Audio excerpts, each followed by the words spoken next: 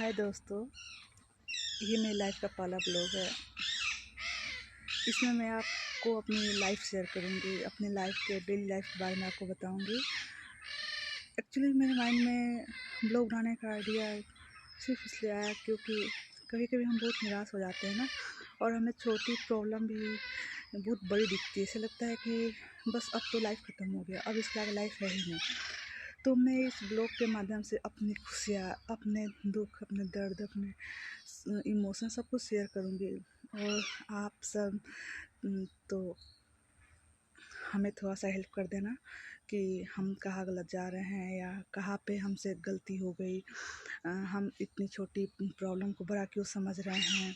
Life बहुत बड़ी है, जो भी हो, क्योंकि उस टाइम बहुत निगेटिव होते हैं, उस टाइम सिर्फ हमें निगेटिव ही दिखाई देता है। बट आप लोग तो उस टाइम इमोशंस में नहीं होते हो ना, तो आप लोग को उस टाइम आप लोग को सच में समझ में आएगा कि क्या क्या सही है, क्या गलत है। एक्चुअली ये आइडिया मेरे माइंड में इसीलिए आया ब्लॉग बनाने का, क्योंकि मैं बहुत निराश हो गई थी। जैसे लगा अब तो सब कुछ ख़त्म हो गया। एक्चुअली दोस्तों, हमारी मम 3 मंथ पहले डेट कर गई, इसलिए थोड़ी सी होता है ना। और पापा पहले ही 5 साल पहले एक्सपायर हो चुके हैं, तो लगता है लाइफ में सब कुछ ख़त्म, किसके लिए कुछ करना, सब कुछ ख़त्म। तो बस पापा 5 साल पहले एक्सपायर हुए और उसी टाइम मामा को बीमारी निकल गया। हम पे लगा था जैसे तूफान ही टूट पड़ा है कि अरे अब क्या। चलिए दोस्तों, मैं पहले ब्लॉग में आप लोग को नहीं बताती सब कुछ, मैं अपने बारे में बता देती हूँ कि मैं पीसीएस का तैयारी करती हूँ। और पीसीएस के दौरान सपने बहुत बड़े थे, सबके होते हैं। हमने भी बहुत बड़े सपने देखे कि ऐसा होगा, वैसा होगा, पीसीएस होगा। उस टाइम तो मम्मी पापा भी थे जब मैं सपने देखा करती थी। लेकिन धीरे धीरे करके जैसे कि कंपटीशन तो हाई है ही, और उसके बाद पापा एक्सपायर कर गए, इसलिए लगा सब कुछ ख़त्म हो गया, अब तो इसके आगे कुछ है ही नहीं। फिर भी मैंने हिम्मत जुटाई, लगा कि नहीं, पापा का सपना पूरा करना है और मुझे पढ़ना है। तो फिर मैं फिर से लग गई, लेकिन फिर से मम्मी को बीमारी हो गया। फिर मैं इतनी परेशान हो गई कि अब क्या करें, मतलब मम्मी को देखे या पढ़ाई पे ध्यान दे, फोकस करे।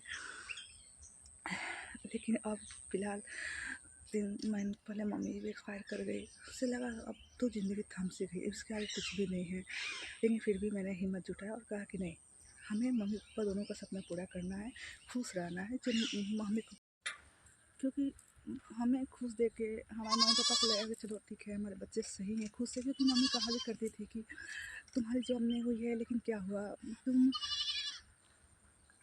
तुम पढ़ी लिखी हो, समझदार हो, तुम्हें कोई बेवकूफ़ नहीं बना सकता है।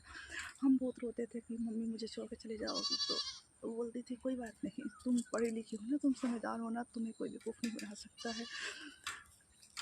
तो और मम्मी का प्यार तो आप लोग को पता ही होगा, मैं आप लोगों से क्या बताऊँ, बहुत मिस करते हैं। लेकिन फिर भी लगता है नहीं, मम्मी नहीं है तो मम्मी के उन रास्तों पे हमें चलना है जो मम्मी चाहती थी, जो हमसे अपेक्षा करती थी। जैसे कि मम्मी चाहती थी कि मैं खुश रहूँ, सही रहूँ, हमेशा हँसते रहूँ। क्योंकि इसलिए मैं सोची कि नहीं, अब से मुझे खुश रहना है, बहुत खुश रहना है, बहुत ज़्यादा खुश रहना है और अपनी पढ़ाई कंटिन्यू करनी है। और बाकी आप सब दोस्त हैं ही। थोड़ा सा जब भी मैं निराश होंगी आप लोग से बात कर लिया करूँगी, आप लोग मुझे बता देना कि मैं क्या करूँ जिससे सब कुछ सही हो जाए। तो ठीक है दोस्तों, ये मेरा पहला व्लॉग है, आप लोग सपोर्ट कीजिएगा और मेरा साथ दीजिएगा, हेल्प कीजिएगा। क्योंकि एक्चुअली लाइफ ना बहुत ज़्यादा डिप्रेसिंग हो जाती है जब कोई एक अच्छा दोस्त नहीं होता सजेस्ट करने वाला। बट आप लोग